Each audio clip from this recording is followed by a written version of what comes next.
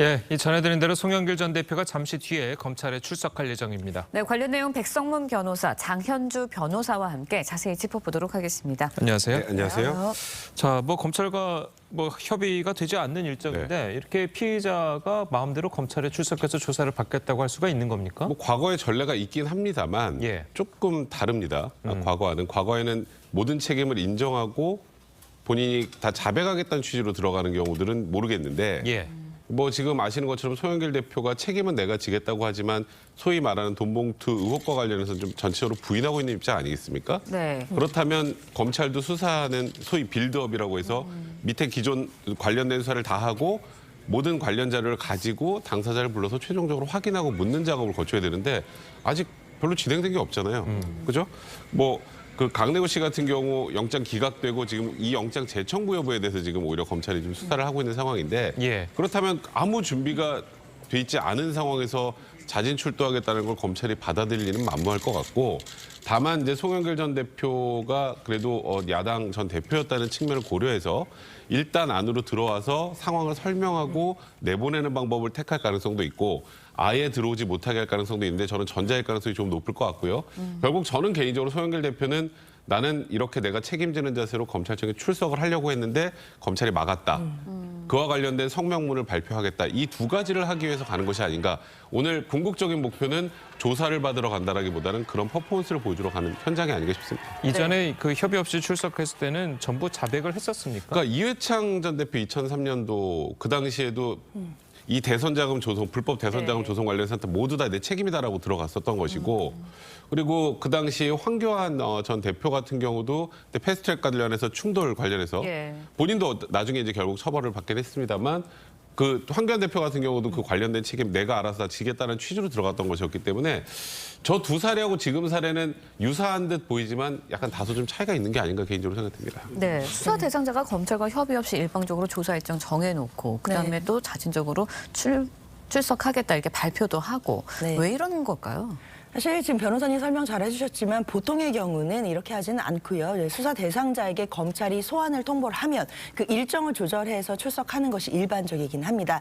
그러나 이제 예전 사례 이해창 총재라든지 황교안 전 대표처럼 그러니까 유력한 정치인들의 경우에는 미리 본인이 이제 일정 조율 없이 사전에 그냥 바로 출석해서 조사를 받는 경우들이 있습니다. 근데 말씀 주신 것처럼 그 경우에는 자백을 한다거나 아니면 본인이 모든 책임을 지겠다라고 이야기를 한 다음에 가는 경우가 있었고 특히 황교안 전 대표 같은 경우에는 본인의 목을 쳐라 이렇게 해서 가기는 했지만 사실 그 조사 기간 내내 진술을 거부했던 경우도 또 있거든요. 그렇기 때문에 송영길 전 대표의 지금 경우에는 본인도 이제 일정 조율 없이 이제 출석하겠다라는 것이기 때문에 오늘 제대로 된 조사가 이루어질 가능성은 없어 보입니다. 예. 검찰이 티타임을 요청할 수도 있겠지만 또 검찰 입장에서는 또 불필요한 오해를 불식시키기 위해서라도 티타임을 요청하지 않을 가능성이 높고요. 그렇기 때문에 오늘 검찰청에 아예 들어가지 못한 상태에서 기자회견만 하고 그곳에서 그냥 다시 돌아올 가능성이 가장 높아 보입니다. 예. 네. 그럼 예전의 사례들은 어쨌든 들어가서 조사를 받긴 받았잖아요. 네. 근데 만약에 오늘 송영길 전 대표가 조사도 받지 못하고 돌아간다면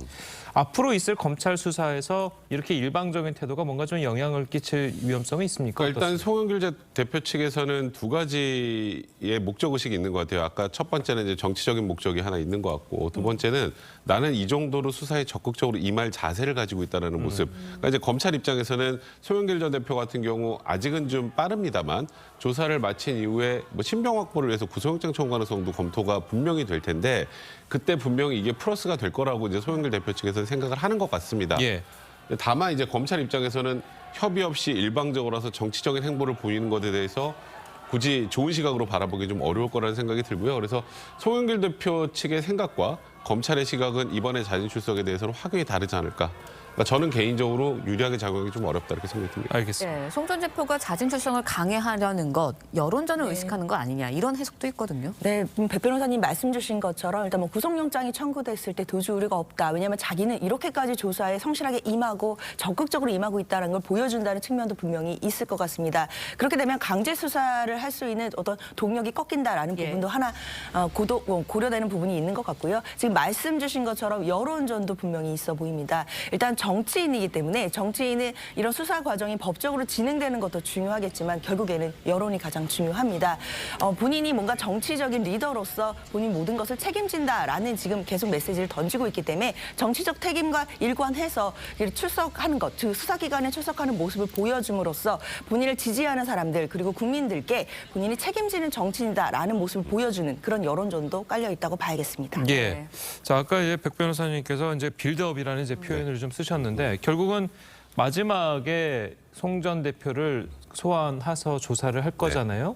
그렇다면 이게 강래구 전 감사의 구속영장 처리 재청구에서 이제 발부 여부가 이 송 전 대표의 소환을 결정하는 중요 요소가 될까요? 뭐 어차피 언젠가는 소환이 되긴 할 텐데요. 영장이 발부가 되면 수사 속도가 좀 빨라지겠죠. 재청구한 영장이 발부가 된다면 일단은 지금 검찰의 수사가 좀 의도대로 속도를 낼 가능성이 많고요. 그 다음 단계로 이제 소환 예정이 돼 있는 분들은 윤관석 의원과 이성만 의원입니다. 그렇죠. 예. 그리고 여기까지 조사가 다 마쳐지고 지금 최근에 굉장히 동시다발적으로 여러 군데 압수수색을 진행을 했죠.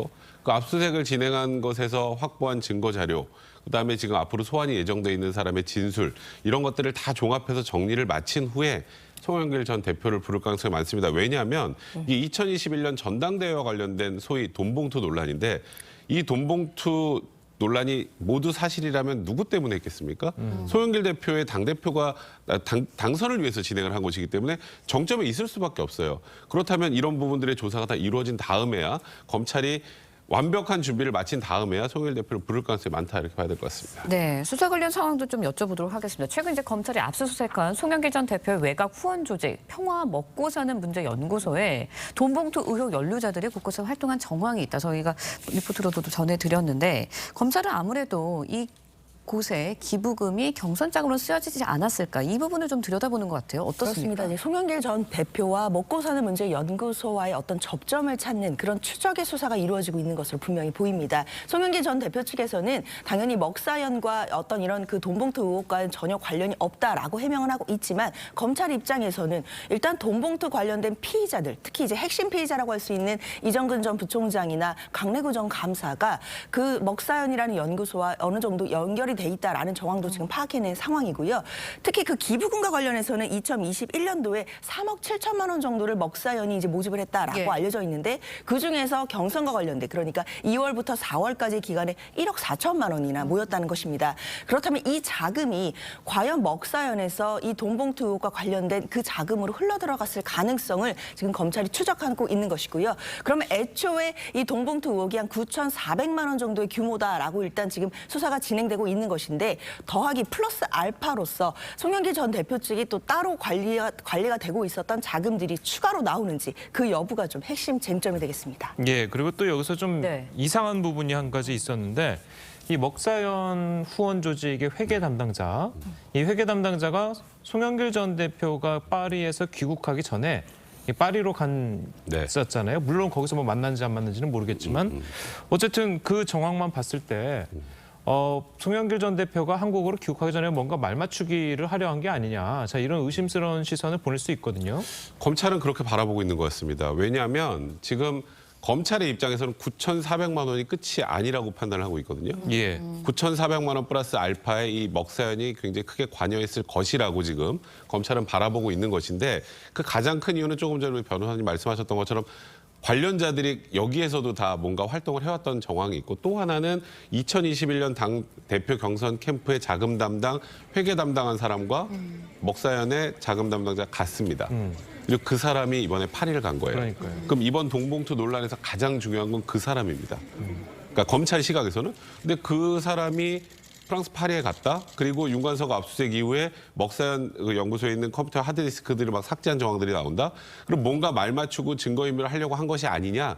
그래서 그 부분에 관련해서 검찰이 지금 말씀드렸던 것처럼 그와 관련된 뭔가 말 맞추기나 증거인멸이나 이런 부분들에 대해서 뭔가 사전에 좀 조율한 것이 아니냐라고 의심의 눈초리를 보내고 있는 겁니다. 예. 네, 만약에 이제 돈봉투 의혹 관련자들과 말 맞추기를 했다라는 의혹이 더 실제로 밝혀진다면 처벌이 더 커지는 겁니까? 일단 조직적인 증거인멸이나 뭐 이런 시도가 있었는지를 살펴보는 것 같습니다. 왜냐하면 일단 먹사연 관련된 그 회계 담당자가 프랑스를 이제 방문했었기 때문에 혹시라도 관련해서 입을 맞췄거나 또는 증거인멸을 하려고 서로 간에 뭐 모의를 했거나 이런 부분들을 검찰이 추적하는 것으로 봐야 될 것 같은데요. 그러나 일단 송영길 전 대표 측의 변호사 입장에서는 송 전 대표가 잘 지내는지 이제 봐달라는 가족들의 요청으로 간 것이고 그리고 이 수사 개시됐던 것 그러니까 이제 윤관석 의원에 대해서 압수수색이 이루어졌던 게 4월 12일이거든요. 이제 그때부터 돈봉투 의혹이 좀 더 이제 언론에 알려졌기 때문에 그 전에 일단 프랑스를 다녀왔다는 점에서 증거인멸이라든지 검찰이 의심하는 정황이 전혀 관련이 없다라는 입장입니다. 예,